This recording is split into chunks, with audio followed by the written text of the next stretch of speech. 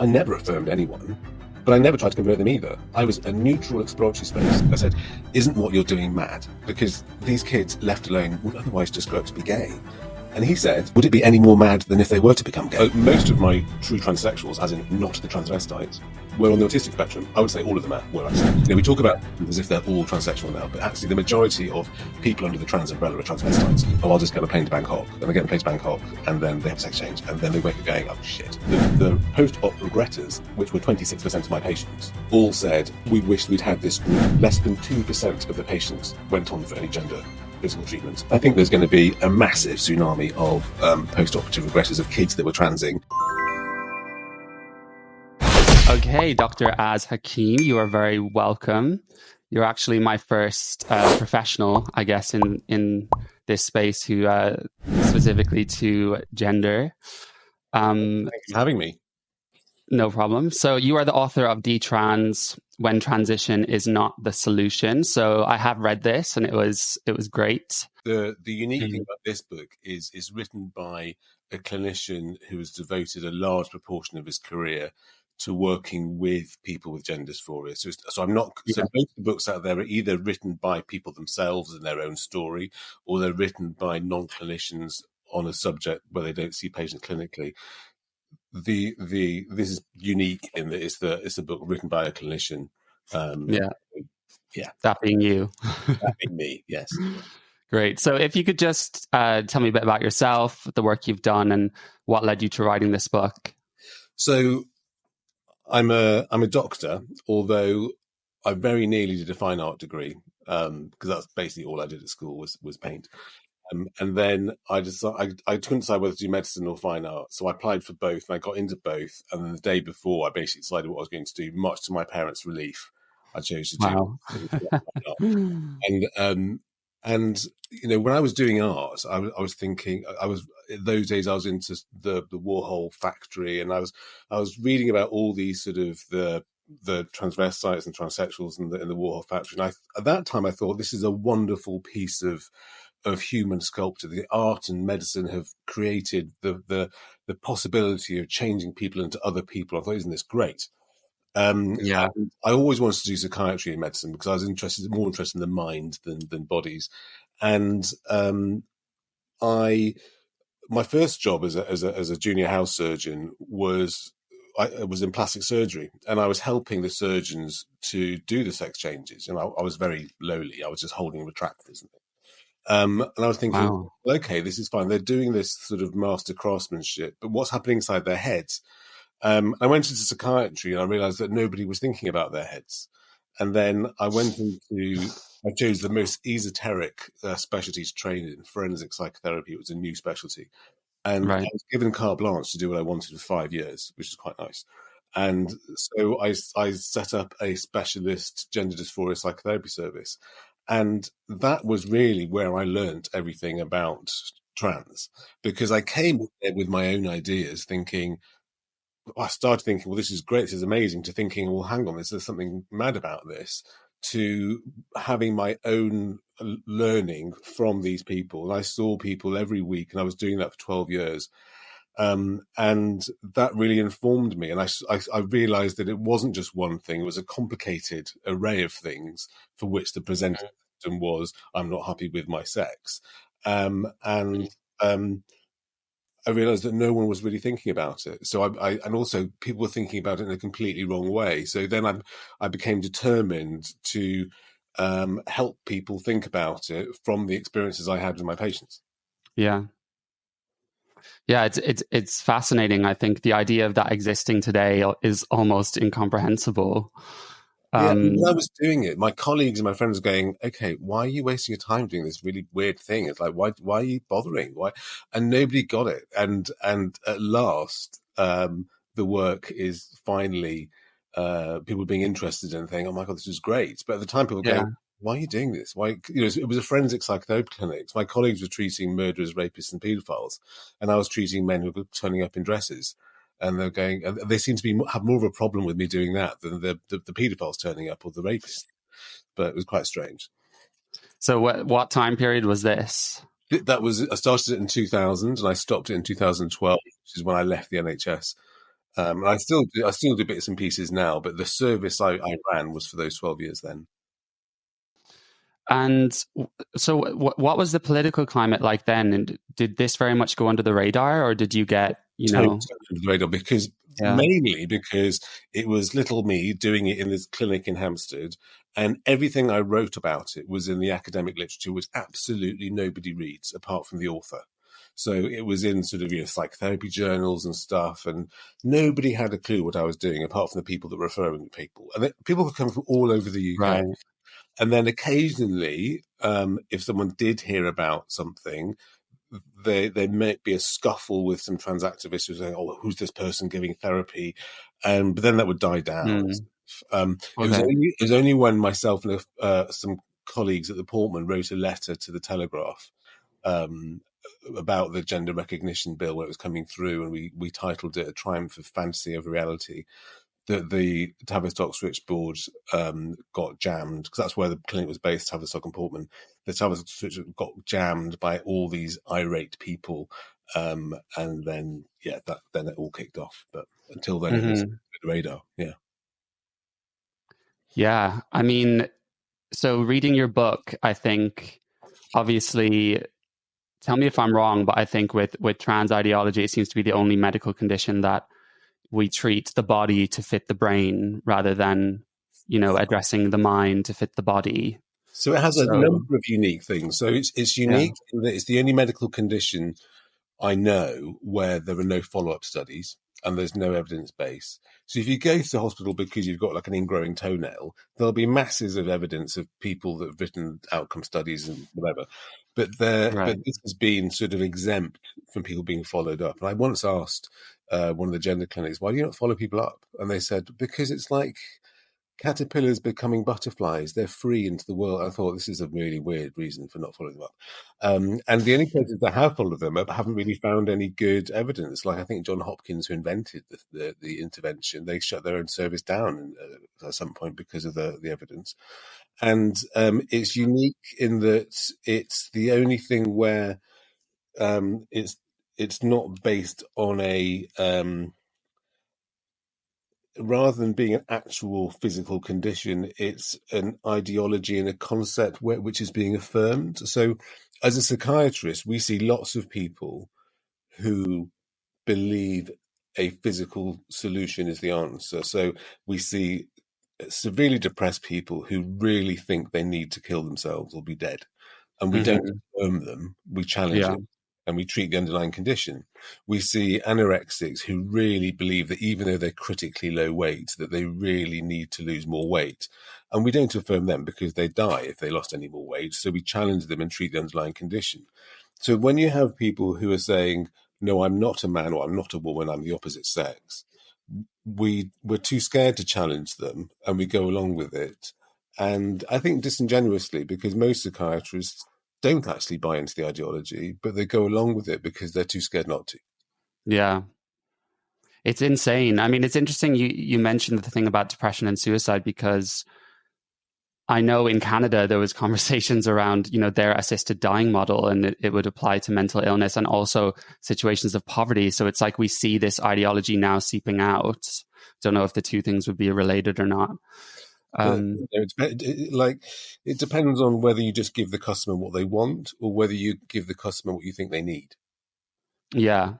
And it has this weird crossover between sort of almost being a cosmetic thing, but then very much being treated for a debilitating disorder. Or, I mean, they don't want to call it a disorder anymore, right? The activists. But it's a bit like the partial body syndrome people. I think it's called, Yeah.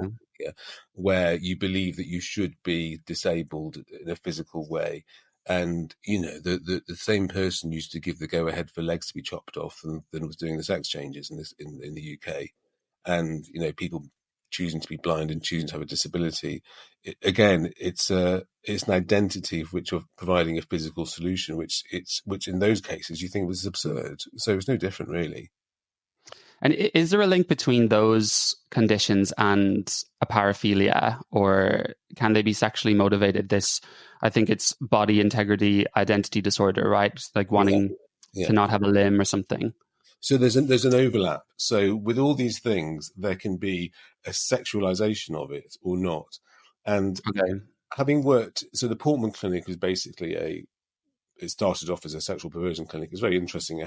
Its history it was started by the Bloomsbury Group, people like this artist and H.G. Wells, and they wanted to set up and they started off being called the Clinic for the Study of Sexual Perversions or something.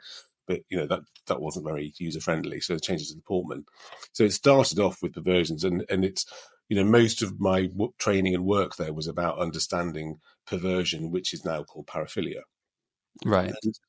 And all perversion can basically be tracked back to a response to trauma. So trauma, you can get a number of outcomes. Either nothing happens, you get a bit upset, you get psychologically traumatized and something along the lines of PTSD, or rarely you can sexualize it. And the sexualization of trauma is a way of, like previous psychoanalysts at the Portman called, triumphing over the trauma. So rather than being debilitated, upset, and traumatized, you triumph over it, and you get power over it, and you become turned on by it. So for every person that enjoys being urinated on, or things involving shit. Can I say shit on your podcast?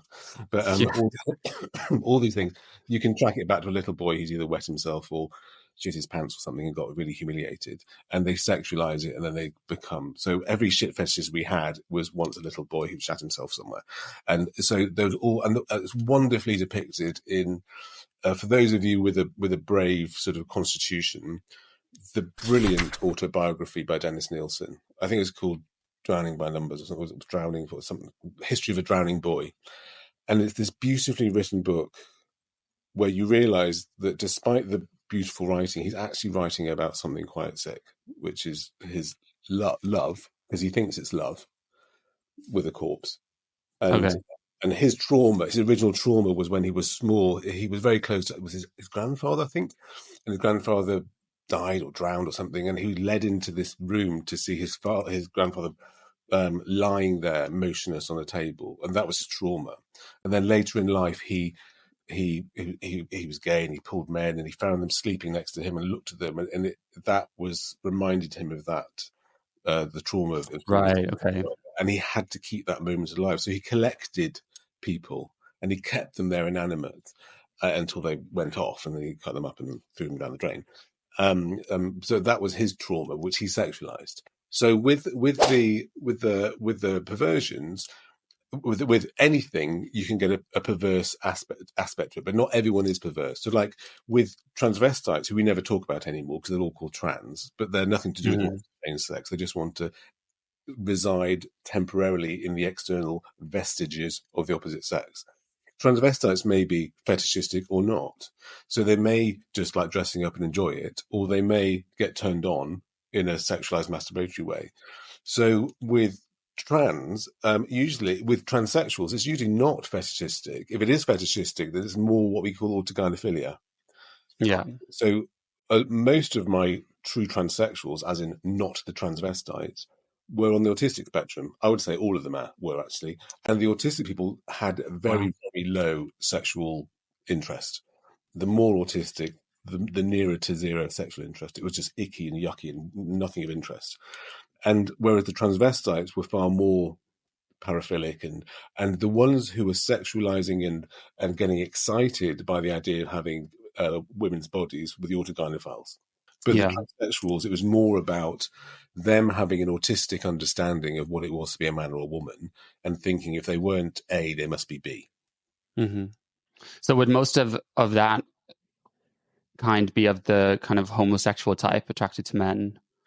No, the really autistic ones were usually asexual. They didn't have any. So if you're asexual, it's like being colorblind. So you may not know you're colorblind. You may go through your whole life. So with asexual people, they might have neither a libidinal interest, like erotic interest, or they don't have a disgust response. So if you have a sexuality, then you know that you like what you like. But if you try and think of something sexual or do something sexually with something that's not in your sexuality, then you have to discuss. You don't really want to do it. It's just discuss response, Yeah. unless you're pansexual and you fancy everything.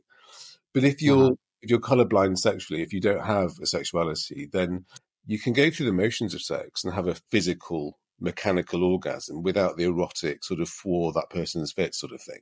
So some of my patients didn't even realize they were asexual because they had a partner who was basically a best friend. They had no sexual interest, but they would sort of, have sex because they wanted them to. But they didn't really have a sexuality. There's a correlation between the more autistic and the less eroticization that you experience. So the transsexuals weren't that perverse. The transvestites were more likely to be, and there's always been far more transvestites than transsexuals. We talk about as if they're all transsexual now, but actually the majority of people under the trans umbrella are transvestites and not transsexuals. Mm.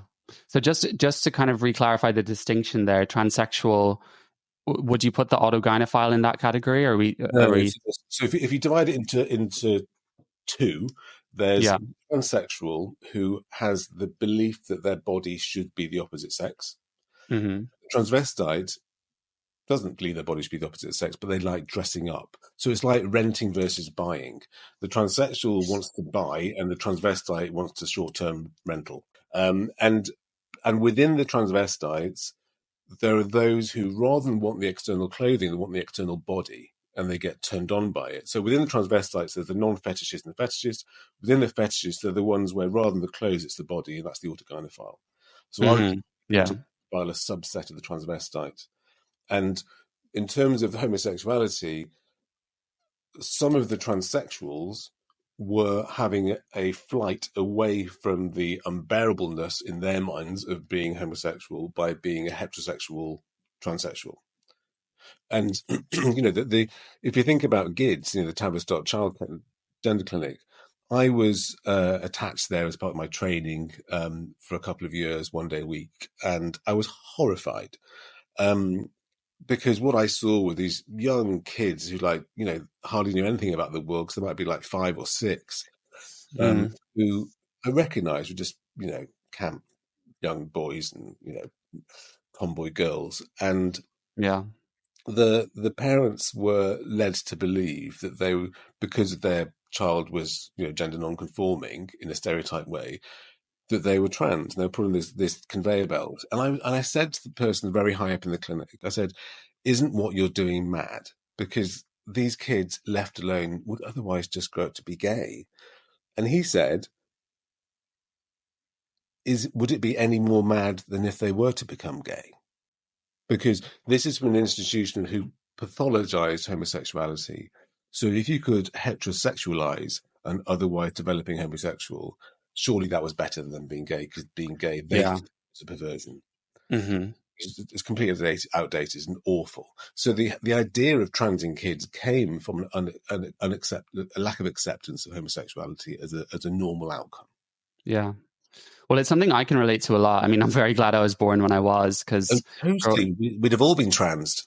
Yeah. yeah, for sure. I mean, growing up in Ireland, I don't feel like I was ever, dysphoric about my sexed body, but I definitely had lots of problems with my gender in terms of where I sat and, fitting in with the girls, but still not being one of them. As a child, you just want to fit in and be accepted. And if yeah, you're not conforming, and if someone offers you the solution to be normal in a different way, then you choose it. Whereas otherwise, the task is to just accept yourself and let others just accept you for how you are.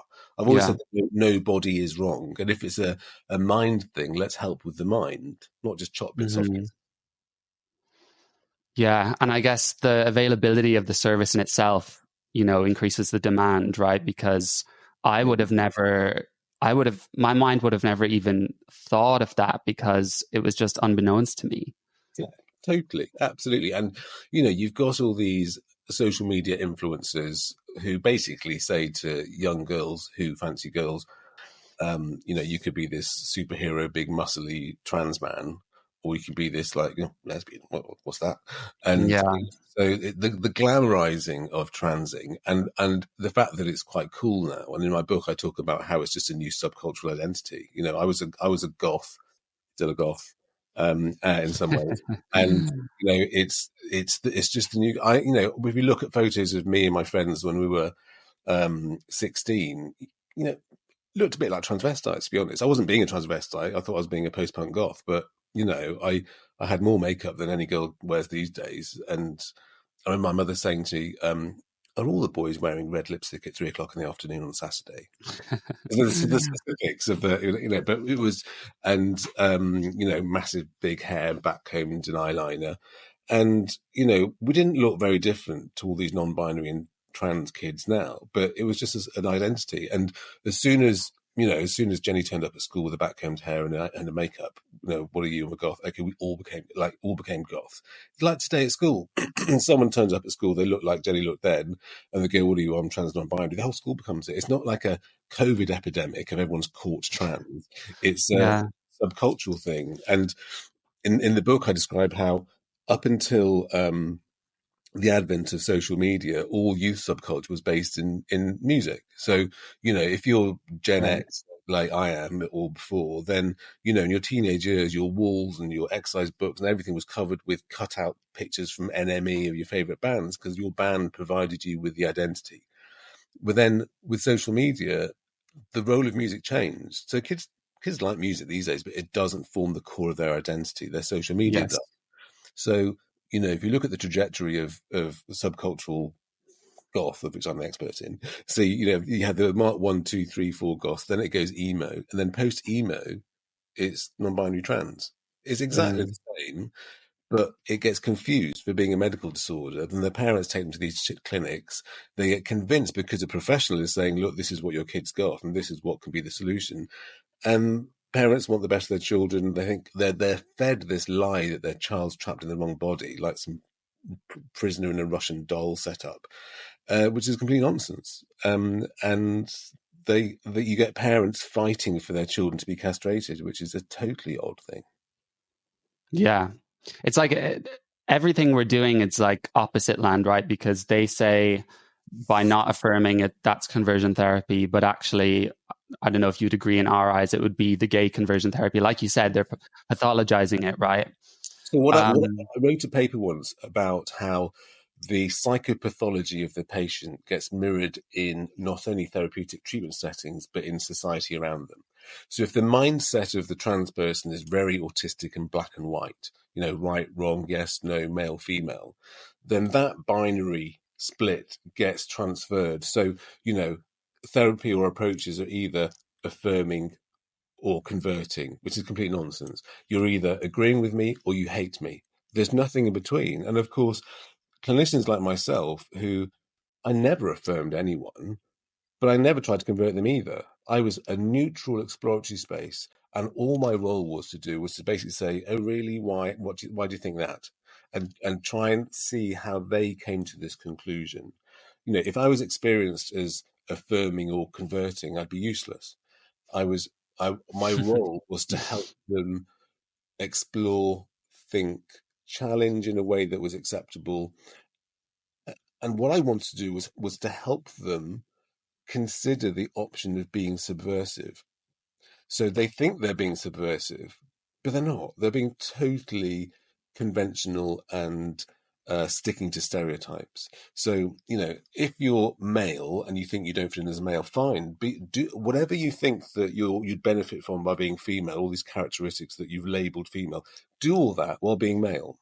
Because if you look at the new romantics in the 80s and the 70s, and if you look at people like Boy George, Marilyn, they never said that they're women. They didn't look like men, but they were subverting the mind of those who saw them into, okay, well, my framework must be wrong because I can't work out what they are. They weren't saying, I am this, see me as this, which is very autistic.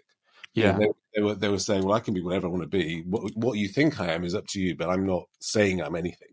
Yeah. So punk and new romantics were subversive, whereas the autistic person can't be subversive. They're very, very rules based. They're most prescriptive.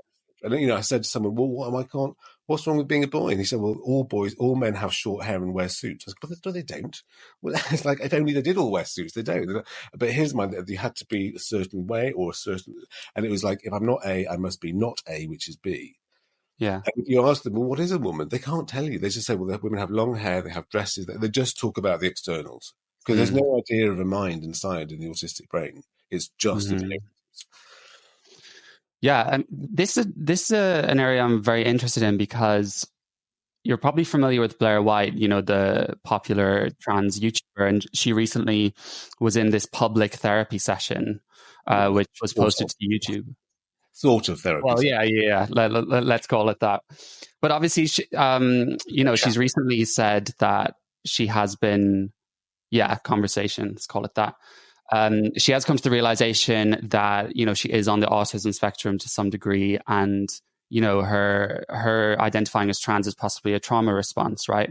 So there's that side to it. But then I'm curious with, you know, you mentioned Boy George, David Bowie, these people. So they're celebrities, right? So they would have been given an extra license to sort of carve out this identity of androgyny. But I'm wondering, you know, I'm not sure if a society can ever get to the point where they completely embrace gender nonconformity and children don't suffer intense bullying or homophobic parents, family, etc. So if a boy is just so hyper feminine, like the extreme end of the feminine spectrum, even with all this exploratory work, you know, is there still a chance that it's just impossible for him to live as he would like because of society? We've always had hyper feminine men and very masculine women, you know, proper tomboys and very effeminate girly, but like, you know, that's been going back as far as the Bright Young Things and all those sort of flouncy men drinking martinis in the 1920s. Right. And, you know, if you look at all the new romantic, you didn't have to be a celebrity. And all these people that you mentioned as celebrities, they were once not celebrities, but they were still going to clubs like Smashing and sort of being flamboyant and dressing up, and that was fine. You know, that was Okay. there's always, you know, and you find a society that you're okay with. You know, you might move away from your, you know, small farm in the Hebrides, and you might go to somewhere like London or something. But you know, there's always been people that are gender non-conforming, and they've always been fine. Mm-hmm. Okay, yeah, I got you. So within your clinical work, what were the outcomes you sort of saw with these patients? So the aim of my work was purely psychological. So I wanted them. So my work was with over 17-year-olds. I didn't work with children. I did some attachment of kids, but my worker was an adult psychotherapist. And my aim was always to be psychological, not bodies. So I didn't want the outcome to be don't change sex. I wanted the outcome to be I want you to be happy with your sense of gender identity, and I want it to be stable, because I didn't care what your identity was, just to be stable in it and happy with it. So you could be happy with the trans identity, non-binary, whatever. And what I found is that after I started off doing individual work, and then quickly I did groups and individual. And I found that the individual setting, you got the repetition of the yes, no, right, wrong, male, female dyadic. But in a group where everybody had some sort of gender dysphoria, whether they were transvestite, transsexual, autogynephile, pre-op, post-op, detransitioner, apart from the therapist, whether the therapy, the analysis was done by everybody in the room, not just smarty pants therapists, but everybody in the room was able to critique, analyze, and challenge each other. It had far more credibility because you had someone saying to someone else, well, you sound just like me, but you sound completely mad. And that had far more weight because it came from one of their own. And what I found was, by being in the group for a period of time, their notions of what it was to be male or female were deconstructed and, you know, sort of reevaluated, and they realized that the solution that they had in their mind for the problem that they had in their mind was no longer apparent, because actually the problem was a non-problem. The problem wasn't with gender, and then they didn't want to change their sex. And when I did a retrospective survey of the patients, less than 2% of the patients went on for any gender physical treatments. And that 2% said, oh, I'm doing it because I've always wanted to, but I know I'm never going to be a woman. I'm going to be trans. So they had a quite realistic outcome. Wow.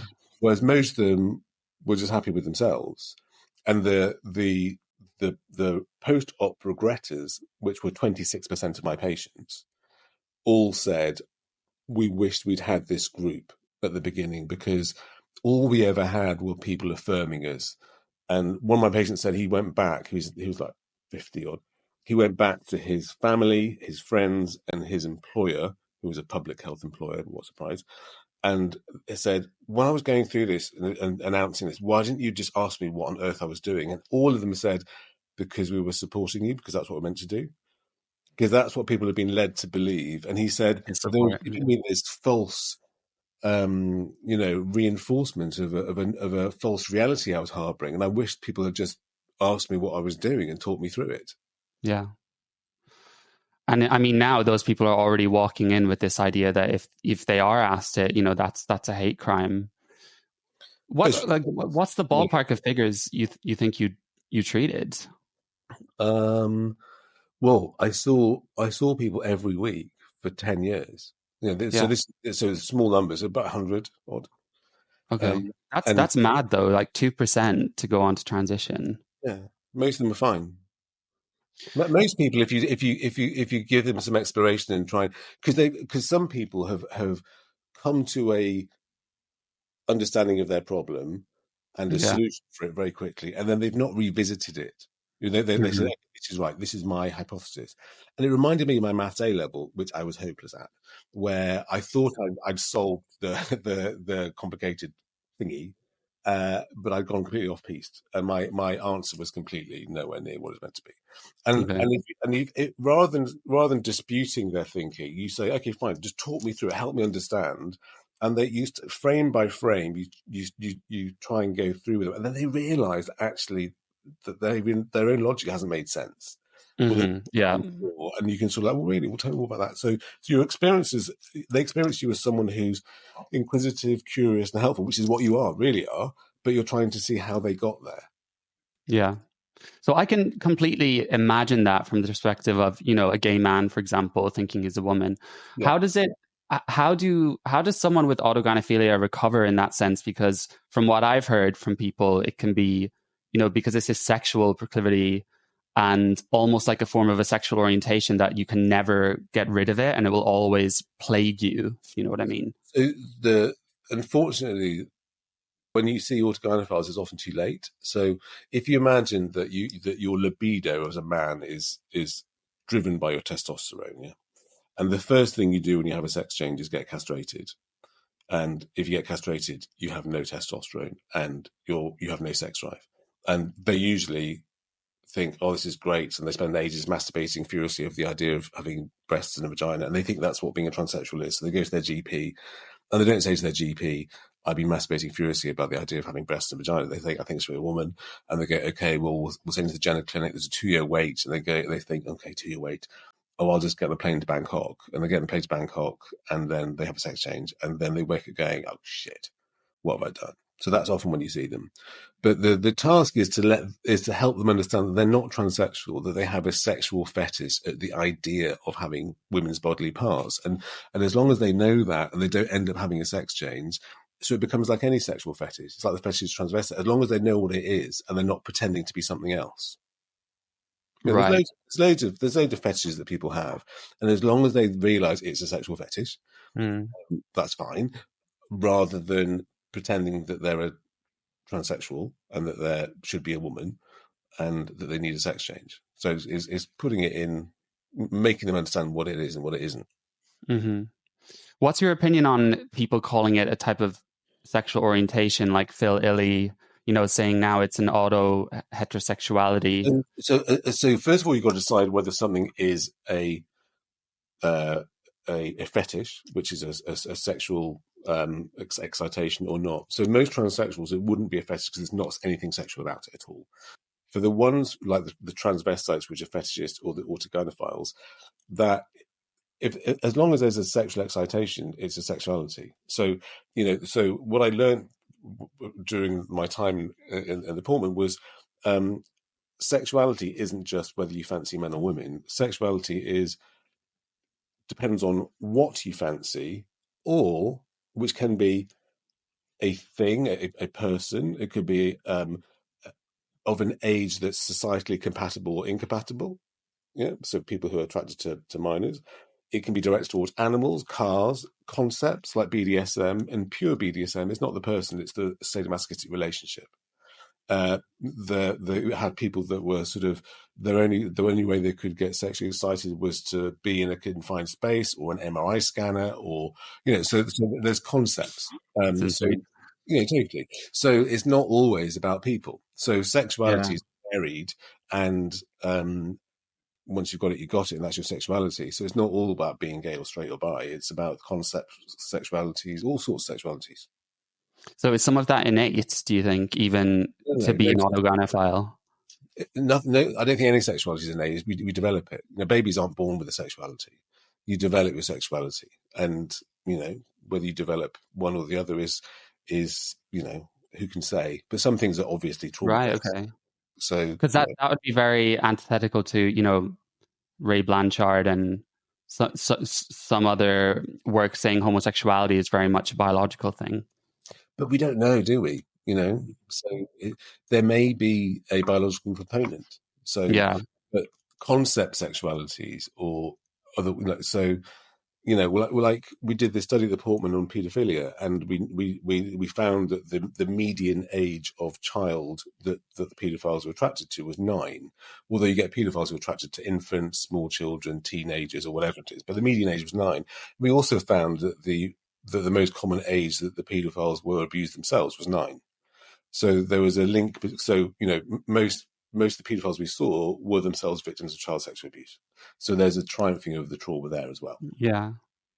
It's definitely something I think of. I mean, if I take myself as an example, I guess lots of gay men have daddy issues. Mine was quite abusive and also absent a lot. So I spent most of my childhood longing for my father. So, I Yeah, mean, no, it's something I would just think about. yeah, I mean, there's nothing wrong with that, but just even if you can explain the evolution of a sexuality, doesn't mean it's wrong. There's not. Yeah. I'm not Yeah. saying it's Yeah. the thing, but we can understand something. So if as a boy you didn't have this nice, nurturing, warm, empathic, compassionate father, there may be a longing for it, which at some point gets sexualized. Totally, yeah. So, two more questions. First one is for people that publicly say that they're very happy being trans after transitioning. And I would say, from people I've met or, public figures, that it does really seem that they are thriving and successful and happy. So, what do you say to that, I guess? So what I tended to see was there was a correlation between the degree of autism and successful outcome. And the less autistic, the less successful. So, for example, what I'm saying is the core deficit in the autistic mind is what we call lack of theory of mind. So they really cannot ascertain or gauge what's happening in the mind of someone else around them. They have to look for obvious external manifestations like smiling, frowning, shouting to know what you're thinking or feeling. They can't work it out or gauge it. So they don't have the emotional the what's it called? They're not emotionally intelligent. They can't work it out in the situation. So the person who's very autistic, so I remember one of them said, "Oh, I went out last night dressed," meaning cross dressed, and everyone thought I was a woman. I said, "Well, how do you know?" He said, "Well, I went to dinner and the waiter took my order and didn't bat an eyelid, and nobody batted an eyelid." So I said, "Well, so what does that mean?" He said, "Well, they all thought I was a woman, so I had a long hand dress." And they said, "But you don't know what they were thinking." I said, "Well, no one said anything." So there's if you don't say anything, therefore you must be thinking what I think you're thinking. So Right. if they're very autistic, then they really do think that everyone else is thinking of them as a woman. If they're not, then they have this sneaking sense of, oh, what if they're not? What if they don't think I am? And that's where the self doubt and that's where you get the transgender dysphoria, where they've traded in gender dysphoria for transgender dysphoria. So they once didn't think they're authentic as men or women, and now they realise that they're possibly not authentic as trans men or trans women. And which brings me on to pronouns, which is another very interesting chapter in my book, where I talk about the importance of pronouns to the trans person. So for us, pronouns are just a piece of language. since when did any part of grammar get so much attention than a pronoun? I'm sure people didn't even know what pronouns were until this whole thing. Yeah. And for the trans-identified person, because they don't know what you're really thinking, if you start using the pronoun of their choice, that means concretely that you believe it. So that's Mm. external way of reassuring them that, oh yes, they do think that I'm a woman or a man because they're calling me she or her. They cannot fathom that you could not think they're a woman and also call them she and her. So for them, it's the validation that, yes, I've controlled your mind and you do believe it, rather than, well, you're lying and just saying it to keep me happy. And that's why they have autistic meltdowns when you don't say it, because they if you say it, that means you think it, rather than saying it and not thinking it. Yeah. Yeah, and I've also heard with the autogynephilic type, it's like they don't want someone to burst this bubble of their fantasy. It's like deep love for this version of themselves as a woman. Would you agree with that? But it's like with all the fetishes, they need to know what it is and not think it's something else.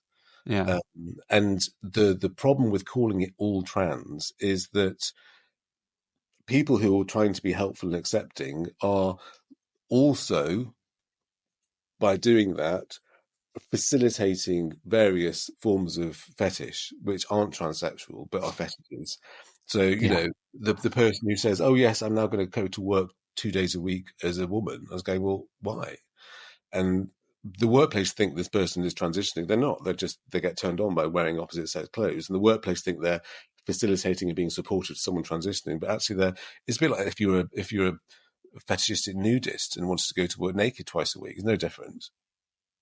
but it doesn't necessarily mean that they're turned on all the time, right? It can be more can it be more of a romantic feeling as well? Well, we could go into hours as to delineation between romantic and fetishistic. Right. Sure. By, but it depends what you mean by romantic. I mean, Well, if like you look, I read this is Debbie Hayton's book, for example, and oh, I've got it already, yeah. But the but yeah, the, the with the fetish, it's that's their driving sexual interest. I'm not talking about people who go to Ann Summers and buy some furry handcuffs. I'm talking about the the main driver of their sexuality. yeah. Yeah, I mean, I could like it's like me going out with my boyfriend like for the whole day, would you say? Yeah, but you wouldn't. No, but I'm talking about people who say if your fetish is wearing women's clothes, Yeah. it excites you. Then the only reason why you'd wear women's clothes is to fulfill that function. So Mm, if you're a transvestite, I'm saying. So if you're transvestite and you're a fetishist transvestite and you wear your clothes to work, then that's because you want to have some sort of sexual excitement at work, which is weird.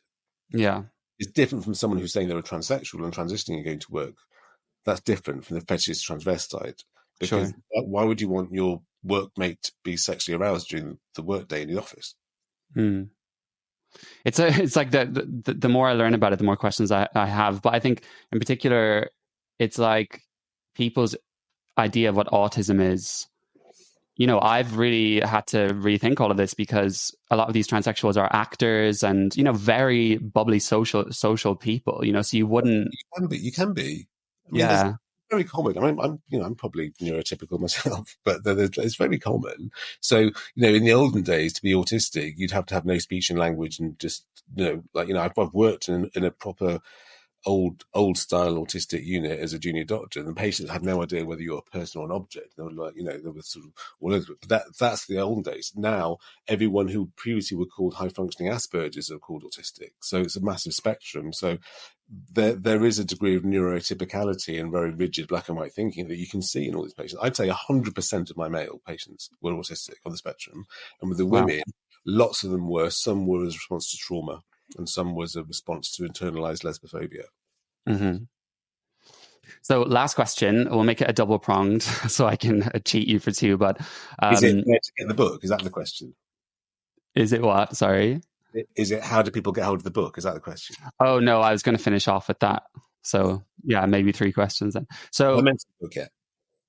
sorry. Have I mentioned the book yet? Well, I hope people go get it because I have it on Kindle. Yeah. So I as an heirloom to pass down to future generations, you need the hard copy. I have a growing stack of gender books at home. I've read all of them. So do you think medical transition still has some sort of a place? And also, what would be your prediction in this space, like over the next decade?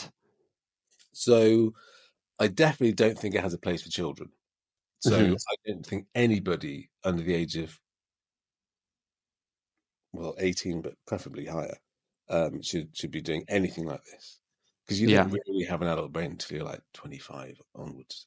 For adults, I think adults can do what they like.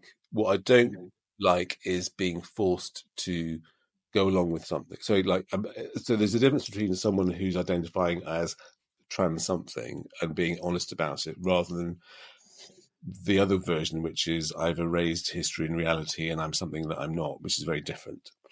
Where we're going to go, I think there's going to be a massive tsunami of post-operative regressors, of kids that were transing who then realised it was a mistake, and there's going to be a massive, sort of, everyone's going to sue the NHS, because the interesting thing is that the hormones that they're using, even the companies making them, do not license them for this purpose. And do you want to know why? Because if you use something off license, you cannot sue the drug company, because they'll say, well, it's not licensed for it. You're using it offline. Right. Okay. If it was licensed, you could sue them for if it went wrong. If it's off license, they're saying, well, you use it off license, that's your decision. So they're very clever. They're exonerated. So the people who are being sued will be the clinicians and the hospitals. And, if it's in the NHS has got no money. It hasn't got, it's on its legs anyway. It's going to be sued. So you're going to get loads of detransitioners, regretters, and court cases. Yeah, and especially when a lot of people don't even process trauma till their late 20s, early 30s. So it could have such a delayed effect. And it might take 7 or 10 years to regret. So, a lot of my patients said it was around 7 years that they started regretting. Right. Okay. Yeah, and I think I would definitely agree with that prediction based off everything I've read and seen.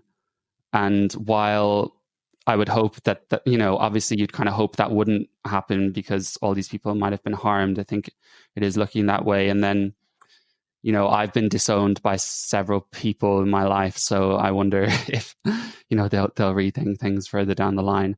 But anyway, thank you so much for this. I really appreciate it. I'm in your busy clinical work to fit me in. So if you could tell us where we can find you, if you have any platforms, and also your book, that'd be great. Yes. So thank you very much for having me. I loved it. So the book DETRANS, which isn't just about detransitioners, I probably chose the wrong title. It's actually a clinician's critique of gender ideology as a whole. I call it DETRANS because my first book was trans. This is DETRANS. So you can get it on Amazon, solely on Amazon, and it's a bargain, and you can treasure it forever, or you can get it on Kindle. So anywhere is available in Amazon UK, the whole of Europe, America, Canada. It's doing well in America, actually. Most sales are nice. You can find me by Google on my website. Perfect. Do you have any other exciting pieces coming up? What, another book? Yeah. Maybe you can start a YouTube channel or a podcast. I seem to be popping up on podcasts and things, but I'm always happy to talk about it because nobody really wanted to listen about this until about a few years ago. Now everybody does. So it's great. Yeah, it's funny because at the same time, with content creators in the space, and I do a lot of sort of TikTok reactions as well, like kind of more of the fun stuff for the younger audience, but you can see everyone, as soon as there's someone, like everyone jumps on them like vultures, and then they've been on all the podcasts that will entertain them. But I think it's odd, like even in the vast, country of the UK, I seem to be the only kind of content creator of this type. So it's absolutely doing it. We need you. Carry on. Yeah. I just wanted to add a quick aside here because I may be wrong about this, but when I said only content creator in this space, I'm specifically referring to LGBT content creators. I'm not sure how many gay people, if any, there are in the UK really speaking up on this. I know, in fact, there is a Mr. Menno, but I think he comes from a far more gender-critical side than me. But who knows, maybe I'm talking absolute shite, and there are far more people worth listening to than me. Bye! Okay, thank you so much. Right, You have a great evening. And you, thank you. Bye-bye.